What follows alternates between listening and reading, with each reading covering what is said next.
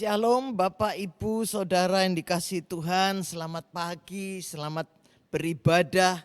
Bersyukur kalau pada pagi hari ini kami masih diperkenankan untuk datang kepada Tuhan untuk boleh mendengar suaranya walaupun masih ada di rumah masing-masing. Tetapi biarlah kita masing-masing tetap bersyukur karena perlindungan pemeliharaannya untuk kita sungguh ajaib adanya. Maka sebelum kita mendengarkan firman Tuhan, mari kita akan masuk di dalam doa terlebih dahulu. Bapa di dalam surga, kami mengucap syukur dan terima kasih untuk pagi yang indah ini. Engkau sudah hadir di tempat ini. Engkau sudah hadir di dalam rumah kami masing-masing Tuhan. Karena Engkau mau memberikan firman-Mu kepada setiap kami. Oleh karena itu Bapa kami berdoa, mari Engkau sendiri yang akan menyiapkan hati daripada setiap anak-anak-Mu dimanapun berada Tuhan. Engkau berikan roh yang terbuka, Engkau berikan telinga yang terbuka Tuhan. Sebentar kami akan mendengarkan firman-Mu. Biarlah firman-Mu itu jangan jatuh di tempat yang tidak subur. Tetapi biar firman-Mu jatuh ke tempat yang subur dari hati kami masing-masing. Sehingga firman-Mu boleh bertumbuh, boleh berakar. Dan firman-Mu boleh bertumbuh dan berbuah. Bapa, kami mau serahkan akan waktu-waktu ini ke dalam tangan-Mu. Biar hadirat-Mu turun di setiap rumah anak-anak-Mu ini Tuhan. Dan kami masing-masing boleh bertemu Engkau secara pribadi. Terima kasih Bapa, terima kasih. Roh Kudus siapkan kami siap untuk mendengar.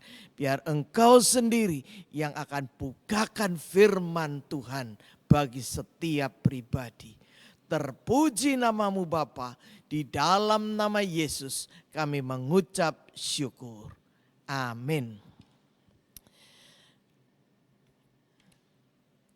Firman Tuhan pada pagi hari ini diambil daripada Injil Lukas pasalnya yang ke-10 ayatnya yang ke-38 sampai 42. Yang akan saya bacakan. Maria dan Marta. Ketika Yesus dan murid-muridnya dalam perjalanan, tibalah ia di sebuah kampung. Seorang perempuan yang bernama Marta menerima dia di rumahnya. Perempuan itu mempunyai seorang saudara yang bernama Maria. Maria ini duduk dekat kaki Tuhan dan terus mendengarkan perkataannya. Sedang Marta sibuk sekali melayani. Ia mendekati Yesus dan berkata, Tuhan, tidakkah Engkau peduli bahwa saudaraku membiarkan aku melayani seorang diri?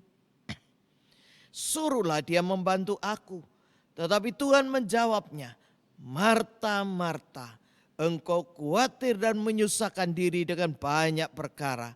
Tetapi hanya satu saja yang perlu.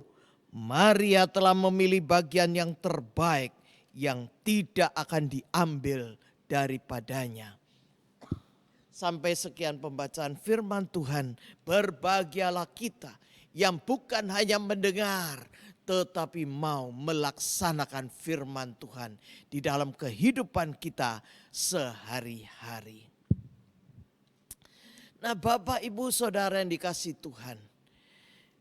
Kalau kita sering melihat di TV-TV saat Bapak Presiden Jokowi datang ke suatu daerah. Apalagi kalau di luar Pulau Jawa, dia selalu disambut dengan luar biasa. Mengapa? Karena mereka merasa betapa besar perubahan yang dia kerjakan untuk daerah di mana mereka berada. Yang sejak merdeka pada tahun 1945 belum pernah dijamah. Tetapi yang saat ini sudah dibangun dengan begitu luar biasa. Tetapi bagaimana kalau yang datang itu seorang raja di atas segala raja, yaitu Tuhan Yesus Kristus. Di dalam Yohanes 1 ayat 11 dikatakan bahwa ia yaitu Tuhan Yesus datang kepada milik kepunyaannya. Tetapi orang-orang kepunyaannya itu tidak menerimanya.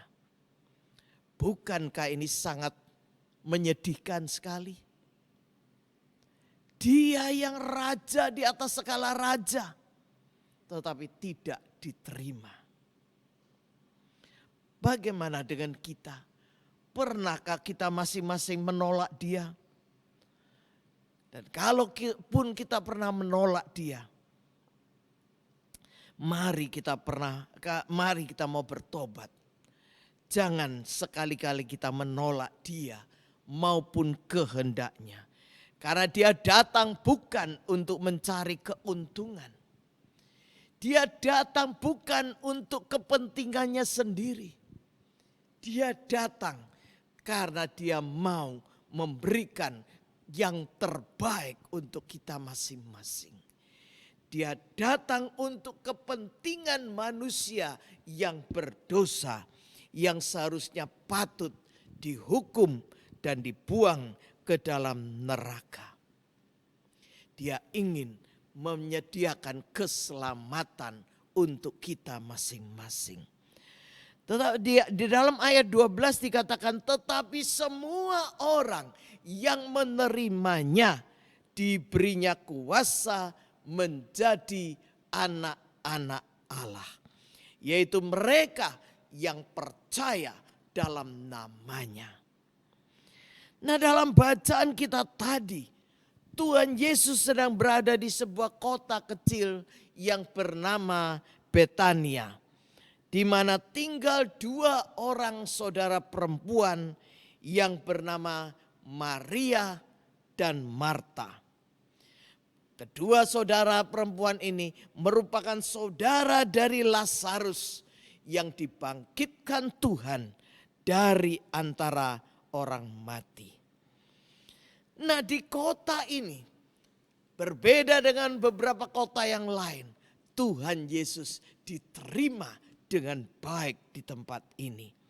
Di dalam ayatnya yang ke-38 itu dikatakan bahwa seorang perempuan bernama Marta itu menerima dia di rumahnya. Ayat 39 dikatakan, sedangkan Maria duduk dekat kaki Tuhan dan terus mendengarkan firman-Nya. Nah, Marta dan Maria ini merupakan orang-orang yang percaya kepada Tuhan Yesus. Mereka mengasihi Tuhan Yesus dan mereka mau melayani Tuhan Yesus. Sama-sama mereka mau melayani, tetapi ada beda di dalam tingkat kerohanian mereka. Yang pertama kita melihat Marta. Marta adalah seorang ibu rumah tangga. Dan pada saat dia mengundang Yesus masuk ke rumahnya, dia langsung tancap gas untuk menyiapkan makanan kepada para tamunya. Khususnya untuk Tuhan Yesus yang sangat dia kasihi. Nah, namun saat dia sedang menyiapkan makanan itu, dia merasa heran. Kenapa si Maria itu kok tidak bantu dia ya? Kenapa dia itu enak-enak duduk bersama dengan Tuhan Yesus, mendengarkan Tuhan Yesus. Tapi Marta kemudian bekerja lagi. Dia bekerja. Tetapi setiap kali dia harus lewat di ruangan di mana mereka itu berada. Dia selalu ngintip. Gimana Maria? Apakah Maria sudah siap-siap untuk bantu dia? 1 kali dia lewat. 2 kali dia lewat. 3 kali dia lewat. Dan setiap kali dia melihat, Maria begitu asik mendengarkan firman Tuhan. Nah, hati yang semula senang dalam diri Marta karena dia itu mau menjamu akan Tuhan Yesus itu, pelan-pelan mulai kehilangan damai sejahteranya. Makin lama dia makin merasa gelisah, kesal, jengkel mulai timbul. Dan kejengkelan ini makin memuncak menjadi kemarahan kepada Maria yang seenaknya duduk-duduk saja bersama dengan para tamu, membiarkan dia bekerja seorang diri.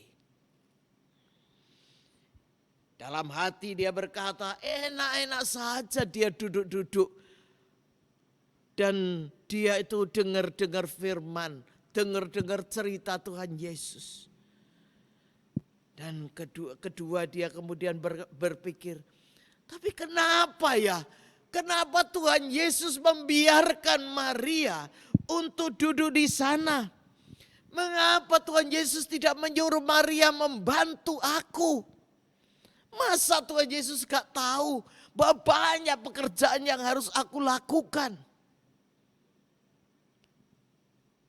Akhirnya Marta tidak lagi bisa menahan dirinya. Dia akhirnya mau membongkar masalah Maria yang tidak mau membantu dirinya ini.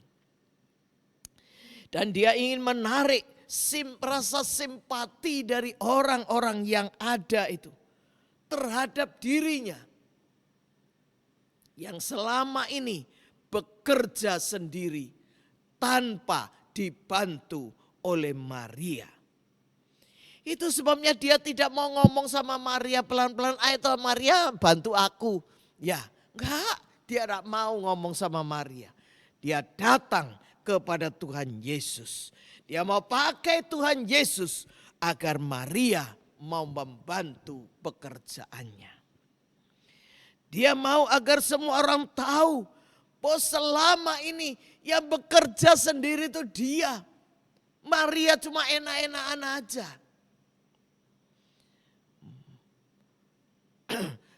Kita melihat di sini bahwa golongan Marta, orang-orang yang seperti Marta ini adalah golongan yang golongan pekerja yang rohaninya memang belum dewasa.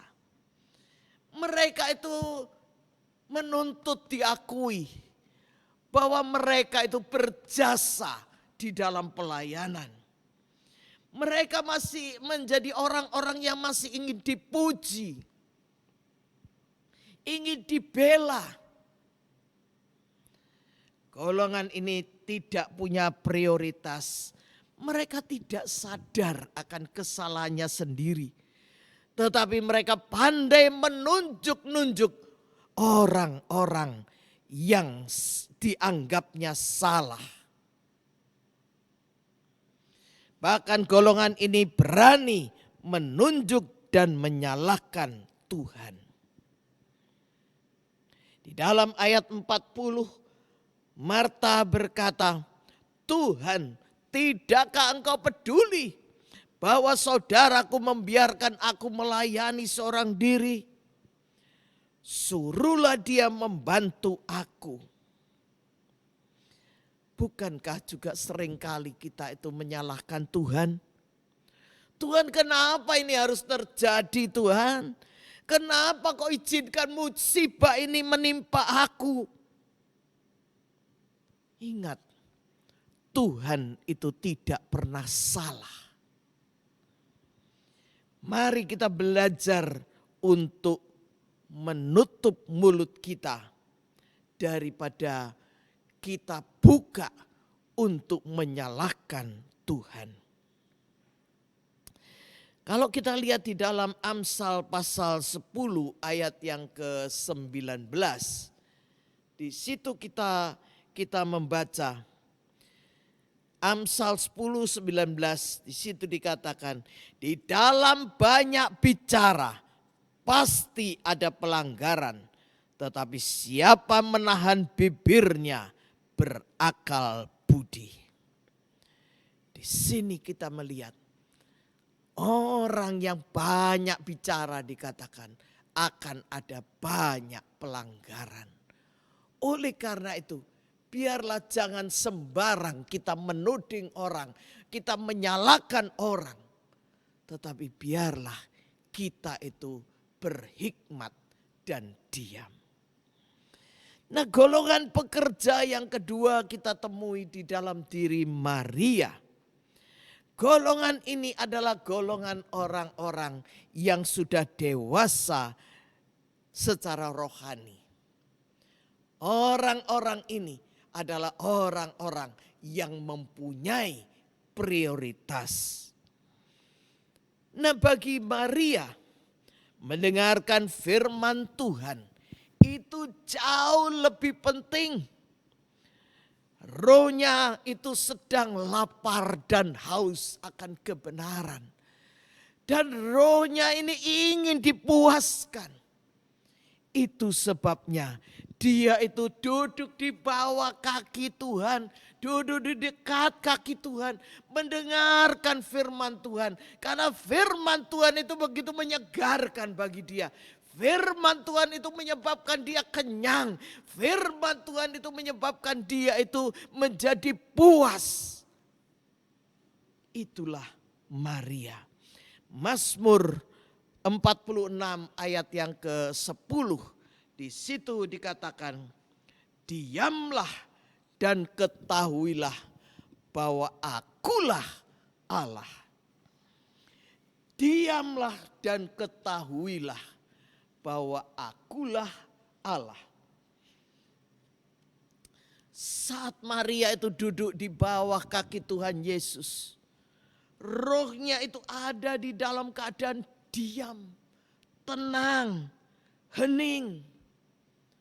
Dan dia sadar bahwa saat itu Allah sedang berbicara kepada dia. Dan dalam keadaan itu, dengan roh yang sudah dipuaskan, tidak ada keinginan di dalam hatinya untuk berbantah dengan Marta. Marta boleh saja menyalahkan dia.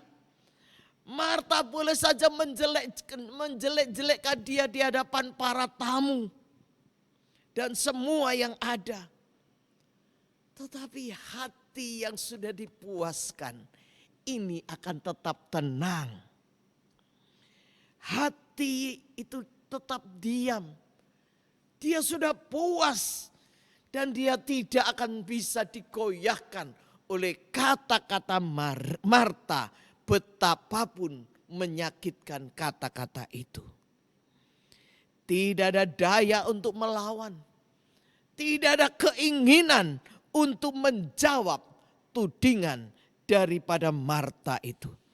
Di dalam Filipi ayatnya yang ketiga, ayat yang pasal 3 ayatnya yang ke-8. Di situ dikatakan, malahan segala sesuatu kuanggap rugi karena pengenalan akan Kristus Yesus Tuhanku lebih mulia daripada semuanya. Oleh karena dialah aku telah melepaskan semuanya itu dan menganggapnya sampah supaya aku memperoleh Kristus. Jadi di sini kita melihat ini yang sedang dialami oleh Maria itu. Firman yang sudah dia terima itu begitu memuaskan dia. Begitu memenuhi akan hatinya. Sehingga tidak ada lagi tempat untuk sampah-sampah yang dilontarkan oleh Marta kepada dia. Itulah sebabnya Maria sama sekali tidak menanggapi akan kata-kata tersebut. Bapak, Ibu, Saudara yang dikasihi, ini yang Tuhan inginkan di dalam kehidupan kita. Ini yang Tuhan cari di dalam diri setiap pribadi kita yang percaya. Apakah hati kita juga lapar dan haus akan kebenaran Tuhan? Dan sudahkah hati kita dipuaskan oleh firman Tuhan? Bagaimana kalau kita ada di dalam kedudukan Maria? Dan kita itu menerima kata-kata Marta. Bisakah kita diam seperti Maria? Ataukah kita emosi dan terpancing untuk menjawab dengan kata-kata yang lebih tidak enak lagi? Mari kita belajar dari Maria. Saat Maria tidak menjawab, Tuhan Yesus yang menjawab Marta ini. Di dalam ayat yang ke-41 dan 42 dikatakan, tetapi Tuhan menjawab, Marta, Marta, engkau khawatir dan menyusahkan diri dengan banyak perkara. Tetapi hanya satu saja yang perlu. Maria telah memilih bagian yang terbaik yang tidak akan diambil daripadanya. Oh, luar biasa. Luar biasa. Orang yang tidak bersalah dibela oleh Tuhannya. Kepuasan hatinya yang menyebabkan dia tidak membalas. Tetapi Tuhan yang membalas akan apa yang dikatakan oleh Marta. Tuhan di sini menegur dan menunjukkan kesalahan daripada Marta. Apa kesalahan Marta ini? Dia tidak punya prioritas. Dia tidak bisa membedakan mana yang kurang penting dan mana yang lebih penting. Akibatnya dia menomorsatukan yang kurang penting dan menomorduakan yang lebih penting. Duduk di kaki Tuhan Yesus adalah jauh lebih penting daripada menyiapkan makanan untuk Tuhan Yesus. Bukankah di gereja kita juga sering, walaupun ibadah belum selesai, tetapi mungkin ada 1-2 ibu yang meninggalkan ibadah itu. Ya memang tinggal akhirnya sih, tetapi tetap belum selesai. Untuk apa mereka meninggalkan itu? Menyiapkan makanan. Bapak Ibu Saudara yang dikasihi Tuhan, mari kita beribadah dengan tenang sampai ibadah itu selesai. Telat makan 5-10 menit, apa sih bedanya? Enggak masalah telat sedikit. Yang penting saat Tuhan ada, kita tetap ada di tempat ibadah itu. Kata menyusahkan diri artinya diselewengkan atau ditarik ke arah yang berbeda. Artinya tindakan Marta itu sudah salah dari awalnya. Dia ditarik ke tempat yang lain daripada yang paling penting ini. Dan yang ketiga, Tuhan Yesus bukan saja menegur Marta, dia malah memuji Maria. Dan dikatakan bahwa Maria sudah memilih yang terbaik. Di mana dia memilih untuk duduk di dekat kaki Tuhan Yesus dan terus mendengarkan firman-Nya atau perkataannya. Saudara yang dikasihi Tuhan, ada banyak orang yang sebenarnya membaca firman setiap hari. Karena bukankah didengungkan harus 3-4 pasal baca dan baca firman. Tetapi mengapa banyak orang tidak bisa mengalami seperti yang dialami Maria? Mari kita belajar bagaimana kita harus membaca dan menerapkan firman itu di dalam kehidupan kita, yang akan mengubah diri kita seperti Maria. Mari kita belajar di dalam Mazmur pasal 119 ayatnya yang ke-97 sampai 99. Mazmur 119 ayat 97 sampai 99 yang demikian bunyinya. Betapa aku cintai Tauratmu, aku merenungkannya sepanjang hari. Perintahmu membuat aku lebih bijaksana daripada musuh-musuhku, sebab selama-lamanya itu ada padaku. Aku lebih berakal budi daripada semua pengajarku, sebab peringatan-peringatanmu ku renungkan. Nah, kalau saudara ada waktu boleh dibaca seluruh pasal 119, memang cukup panjang. Tetapi sungguh berharga untuk dibaca pelan-pelan itu. Apa yang dikatakan oleh ayat-ayat ini? Yang pertama, kita harus mencintai firman Tuhan. Betapa ku cintai Tauratmu. Kita harus cinta, kita harus suka akan firman Tuhan itu. Seringkali kita itu hanya sekedar baca saja. Kita tidak cinta. Yang kedua, kita harus merenungkannya sepanjang hari. Banyak kali kita itu hanya kejar target. Artinya apa? Ya habis saya tuh harus baca 3 atau 4 pasal setiap hari. Nah ini saya kesusu. Saya ada banyak kerjaan. Saya harus banyak melakukan hal-hal yang lain. Jadi gak bisa saya merenungkannya lama-lama. Saya tak baca cepet-cepetan aja. Bukankah itu sering kali terjadi di dalam diri kita? Pokok target tercapai. Tidak ada gunanya target tercapai.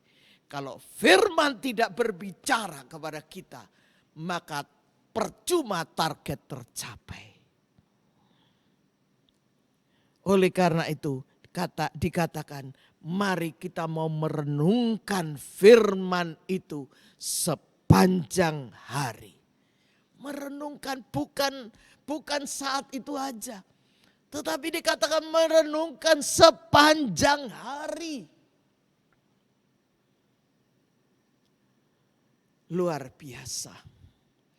Pemazmur yang luar biasa itu merenungkan firman Tuhan itu. Siang, pagi, siang, sore dan malam sepanjang hari. Itu sebabnya dia bisa menuliskan Mazmur 119 yang begitu luar biasa isinya. Oleh karena itu mari kita mau menuruti teladan daripada pemazmur. Kita mulai mau membaca firman Tuhan. Kita mulai mencintai firman Tuhan. Kita mau mulai merenungkannya sepanjang hari. Dan yang ketiga, menerapkannya di dalam hidup. Apa gunanya kita menerapkan firman ini di dalam kehidupan kita? Dikatakan bahwa firman Tuhan itu pertama membuat kita lebih bijaksana daripada musuh-musuhku. Membuat kita lebih bijaksana daripada musuh-musuh kita. Dan yang kedua ayat 99. Aku lebih berakal budi daripada semua pengajarku, sebab peringatan-peringatanmu kurenungkan. Biasanya kita melihat pengajar itu selalu lebih pintar dari yang diajar. Tetapi pemazmur berkata, kalau kita merenungkan firman-Nya sepanjang hari, kita itu menjadi lebih berakal budi daripada para pengajar-pengajar kita. Saat kita merenungkan akan firman Tuhan, itu memberikan kepada kita akal budi yang bertambah dan bertambah lagi. Luar biasa. Sudahkah kita punya prioritas yang benar? Sudahkah kita memilih yang terbaik dan mau duduk dekat kaki Tuhan Yesus? Sehingga saat mendengarkan firman-Nya, kita tuh mendapatkan kepuasan secara rohani. Saudara yang dikasihi Tuhan, di dalam gereja dan di dalam dunia akan jauh mengalami ketenangan. Lebih bebas daripada segala geger yang ada. Kita akan menjadi lebih tenang, lebih damai. Kalau setiap kita mau duduk di bawah kaki Tuhan Yesus atau di dekat kaki Tuhan Yesus dan mendengar suaranya sampai kita mengalami kepuasan hati, kepuasan yang sejati. Seringkali kita mengejar kepuasan-kepuasan, tapi inilah kepuasan yang sejati. Satu-satunya kepuasan yang tidak akan diambil daripada kita lagi. Kita akan merasakan ketenangan, damai sejahtera yang luar biasa. Oleh karena itu, mari kita mengambil keputusan yang benar. Mau duduk di bawah kaki Tuhan setiap saat dalam hidup kita. Apapun yang kita lakukan itu tidak akan merugikan kita. Tetapi itu akan berbuahkan buah yang manis di dalam kehidupan kita masing-masing. Biarlah Tuhan Yesus memberkati firman-Nya. Roh Kudus beserta dengan kita masing-masing menginterpretasikan firman-Nya untuk kita. Terpuji namanya. Haleluya. Amin. Mari kita akan akhiri dengan doa kepada Tuhan. Mari kita bukan hanya mau sekedar dengar firman Tuhan. Kita mau mengalami. Kita mau mengalami. Maria sudah mengalami. Pemazmur pasal 119 sudah mengalami. Tuhan pun ingin kita mengalaminya. Mari kita berdoa. Bapa di dalam surga, kami mengucap syukur dan terima kasih Tuhan untuk firman-Mu. Banyak kali kami dibuat sesat Tuhan, karena kami belum tahu jalan yang benar, tempat yang benar untuk kami. Tetapi pagi ini Engkau bukakan bagi kami Tuhan, apa yang Kau rindukan daripada setiap kami. Engkau rindu kami duduk di bawah kaki-Mu. Engkau rindu kami mengasihi firman-Mu. Engkau rindu kami diajar secara pribadi oleh Engkau. Bapa, ajar kami Tuhan untuk mendahulukan yang paling utama ini. Engkau sudah menyatakan yang paling utama. Ajar kami mengutamakan yang utama ini. Ajar kami menuruti apa yang menjadi kehendak-Mu. Duduk di bawah kaki-Mu. Dan biarlah Tuhan, setiap saat kami mau duduk di bawah kaki-Mu, biarlah Engkau datang Tuhan. Engkau sendiri yang akan berbicara kepada setiap kami. Engkau yang akan memenuhkan hati kami Tuhan dengan firman-Mu. Engkau yang akan memberikan kepuasan kepada setiap pribadi kami. Terima kasih Bapa. Terima kasih. Biarlah saat-saat di mana COVID ini masih belum meninggalkan akan negara kami ini. Di mana masih ada banyak waktu untuk kami bersekutu dengan Engkau. Ajar kami memakai waktu ini untuk sungguh-sungguh memanfaatkan duduk di bawah kaki-Mu. Terima kasih Bapa, terima kasih. Kami mohon biar Roh Kudus Engkau senantiasa berbicara kepada kami. Berbicara kepada setiap jemaat Tuhan dimanapun berada. Saat kami datang kepadamu Tuhan. Oh biar Engkau berbicara. Memberikan kepuasan sejati kepada setiap kami. Terima kasih Bapa, terima kasih. Kami mau serahkan Tuhan ibadah di gereja kami ke dalam tangan-Mu. Biarlah Tuhan Engkau sendiri akan singkirkan corona ini. Sehingga secepatnya kami boleh kembali beribadah secara onsite. Menikmati Engkau. Menikmati setiap pujian dan penyembahan. Menyenangkan akan hati-Mu dengan keberadaan kami di tengah-tengah ibadah ini. Terima kasih Bapa, terima kasih. Kami serahkan setiap pribadi yang sudah mendengarkan firman-Mu ke dalam tangan-Mu. Jamahan-Mu atas setiap kami Tuhan. Urapan-Mu atas setiap kami. Dan damai sejahtera-Mu yang melampaui akal budi. Biarlah tercurah atas setiap pribadi.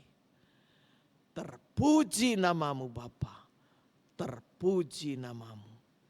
Di dalam nama Yesus kami mengucap syukur. Haleluya. Amin.